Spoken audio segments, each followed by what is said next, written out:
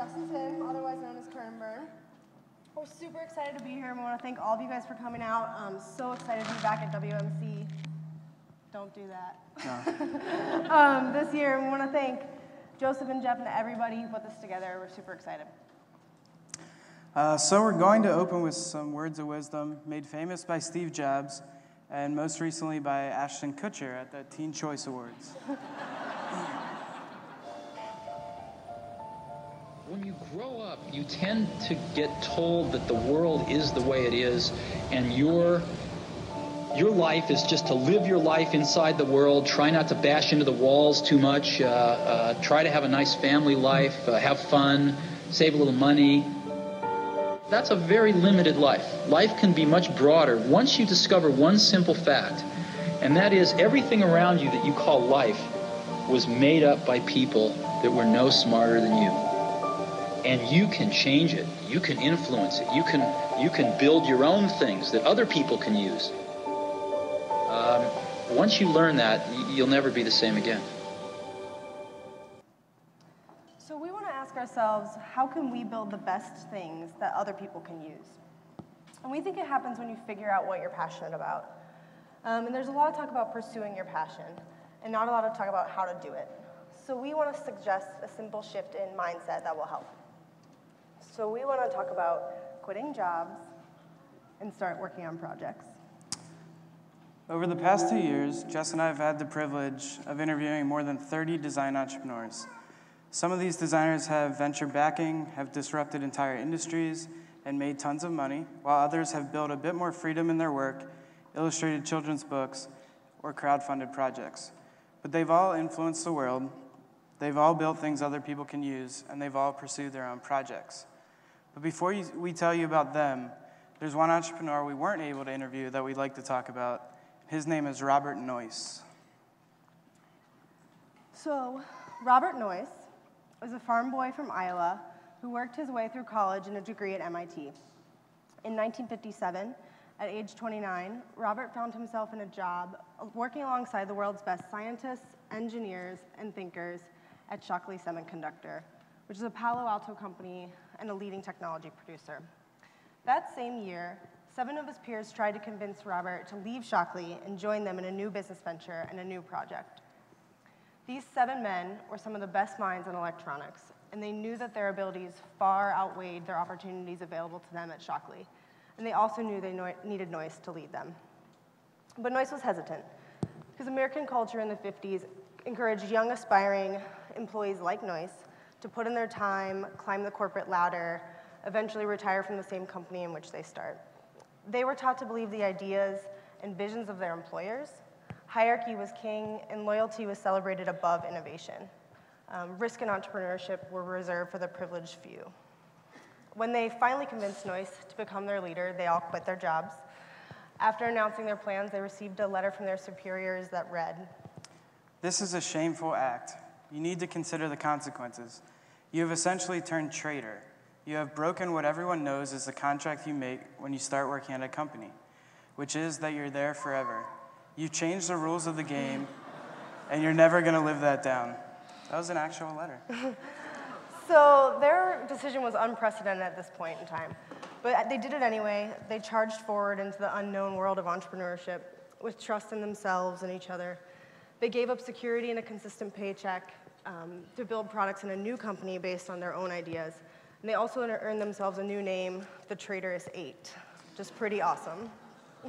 By breaking the rules, we think that they've changed the rules for all of us. Robert and several other members went on to be the founders of Intel and produced technology that made the tools that we have possible today. They started new ventures and projects that inspired people like Steve Jobs, who would continue their legacy of innovation. Noyce's microchip changed everything.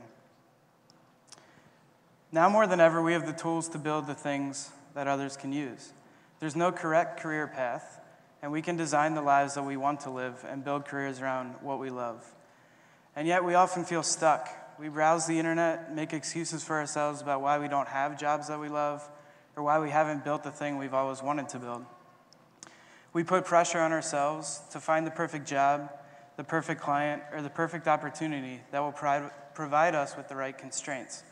The cost of failure to us now is small, but the cost of failure to the treacherous 8 was enormous.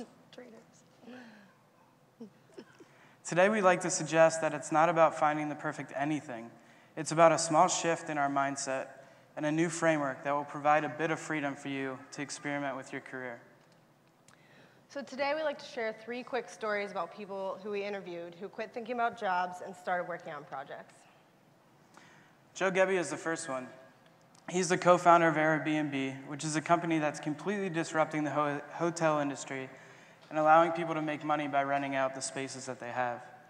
Joe also graduated from RISD with degrees in industrial and graphic design, and with his co-founder Brian, have changed the way that venture capital world views design founders, and he's opened the door for design-led teams to start companies. When we spoke to Joe, we wanted to talk about Airbnb, but he started back at the beginning, at the first time he started looking at his career as a series of projects. And here's what he had to say. And the first startup wasn't a business, wasn't a product, it was a sports team. I got to start the RISD basketball team. And I love basketball, it's been a big part of my life. And when I got to RISD, I went to the Office of Student Life and I said, how do I sign up for a basketball team? And they looked at me with a funny face and they go, we don't have one. But they said, you can start one. And I paused for a minute, not knowing what I was getting into, and I said, sure. And it turns out that it follows the same steps as startup. I had to put a team together. I had to get raise money from the student government. I had to do the operations and logistics, putting the schedule together in the season. I had to develop a team to other coaches and other teams to want to play us. And I had to create a brand. The team has a name and all the things associated with that, from the web to the uniform to the signage and so on. That's awesome. And then I encountered, I think, one of the hardest marketing challenges I've ever faced. And that was, how do you get art school students to a sporting event on a Friday night? So hopefully you guys could hear that. So Joe's first startup was the basketball team at RISD. Joe solved the problem for himself, and in doing so, learned a lot of lessons that would go on to benefit him when he built Airbnb. He also told us a story about crit buns, which is a molded foam seat that he designed after seeing chalk all over the asses of his classmates in critiques, which sounds stupid, but he went around selling it door to door and eventually got it into the MoMA Design Store. We finally did ask him about Airbnb and left the conversation just amazed at how he's always approached his projects like startups. And so Peter Buchanan Smith is the founder of Best Made Company, a lifestyle brand that sells high-quality outdoor products, including the best-selling American Felling Axe. And Peter took a single product and has grown his business from a company that just sold axes to a brand that encourages, the Boy Scout, adventurer, and dreamer in all of us. We talked to Peter about a time before Best Made when his studio practice was struggling, and he told us about how he started the company. The axe came before Best Made, really. Like the axe, I was invited to contribute some products to a gallery in New York, and it was I almost just did it on a lark. Like I had a bunch of axes sitting in my workshop that I bought on eBay, and none of them had any kind of adornment. It was just I remember that my dad, when I was growing up, my dad had an axe that had a yellow safety handle on the bottom of it. Mm-hmm. It was painted on just as a purely utilitarian function. Mm-hmm. And I sort of remembered that. I was like, well, wait, why don't I just I don't want to design something that is going to be have to be printed or I don't want to do what I would normally do to put in this gallery show. I want to get a real object and paint it. Mm-hmm. And then I did that, and then those sold pretty much instantly. And so I kind of just put two and two together. My inclination with everything is to let's start a business out of that. So for Peter, what seems in hindsight like this perfect story he's crafted for a guy who spent his childhood in the backwoods of his family's farm in Canada is actually the story of someone who found time to experiment and do something new that he didn't normally do and was sort of surprised by the results. So now to Aaron Draplin. Draplin is known for his incredible personality, beautiful, thick-line design work, and passion for keeping the history of utilitarian design alive. We sat down with Aaron at the Build conference last fall and asked him how he started the Field Notes brand. We also apologize for the disco music you can kind of hear in the back. But the idea that I could take that little tool and make this thing looks very real, very simple, and almost to the point where like you're printing black on another piece of colored French paper, and it looks like toner. Like, how stupid is that? You just printed a bunch of shit on Goco with black ink. How dumb is that? You should use brown ink, right? It looks different. But I made my first bunch of books that way and could control that thing, and it was never to say, well, I could sell these in a little packet. It was just to give away to my friends. And it's funny how, from that perspective, you're this little inventor, because it was never, you come at it from the sense that it's just fun to make this stuff. When I went in there and showed him what, a couple things I was working on, it was never to try to impress him. It was just, it was just kind of like, here, take some of these, man, they're cool, Right. And he saw how to make like our Field Notes something real. I didn't know. I'm still just was excited just to have a stack. So, this idea that, what he's taught me is that we have a skill set and we can go invent these things. So it really wasn't until Aaron met Jim Goodall from Chicago that he really knew there was a business opportunity in Field Notes. He just had a passion for memo books, and because of this passion, he found someone to help him turn it into a business. So in all 3 of these interviews and multiple other ones throughout the book, we noticed that people were thinking about their careers as a series of small projects that they started. They just made things they wanted to see exist in the world. They didn't have a business model or tons of capital. They just started small, worked hard, and feel lucky to be where they are today.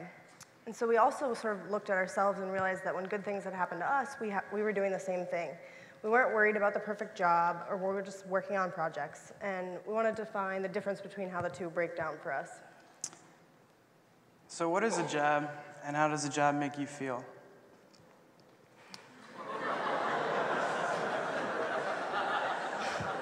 A job is something you apply for in hopes that a more experienced, more talented, or more superior person finds you qualified. At a job, someone else defines success for you. At a job, you're most valuable when you're making someone else money. When you apply for a job, you hope that you're going to like it and that you'll learn something. But you agree to a job before you actually experience it. It's hard to quit a job because then you have to go get another one. And a job is supposed to be your top priority. A job can often disappoint you. So what is a project, and how do we think a project makes you feel? A project, on the other hand, is something you decide to do. You qualify yourself for it. You define what success looks like and what success feels like. You get to decide if your project needs to make money or not. You may or may not like your project, but you get to control the constraints and circumstances. It's also easy to quit a project, because then you have the privilege of starting another one. A project doesn't have to be your top priority, and a project can often surprise you. So we learned, like Joe Gebbia, when you work on projects, you can solve problems for yourself. And we want to share a couple problems that we tried to solve for ourselves with Kern and Burn. So when we started the project, we were in grad school, and we realized that so many amazing designers and projects out there that we knew of, but we wanted to know more about them. We wanted to know, how people came up with the work and how they were building towards it and what their thought process was behind the businesses. And we didn't see a lot of resources out there that provided insight into like the thought process behind the work. And we noticed that there were websites out there and resources like Dribble and Found. They show beautiful work, but not often a lot about the context of the work. And sites like Medium that provided great writing, but not much about the writer. So we knew there was an opportunity to position ourselves somewhere in the middle. So we wanted a resource that we didn't think existed. We wanted to position Kern and Burn between graphic design and entrepreneurship, between design theory and bar conversations, and between mediums like print and web. And so we also wanted to know what our generation of designers is thinking. In grad school, we had access to all these amazing resources, whether that was our professors like Ellen Lupton or our teachers and visiting artists like Ken Barber from House Industries and Peter Buchanan Smith. And we knew that we were really fortunate to be able to learn from these guys and these designers, and we wanted to share what we learned with like a much wider audience and provide access to these things that we were talking about every day. And we wanted to gather these perspectives so that we, as like growing designers and students ourselves, could figure out what we thought and what we wanted to do.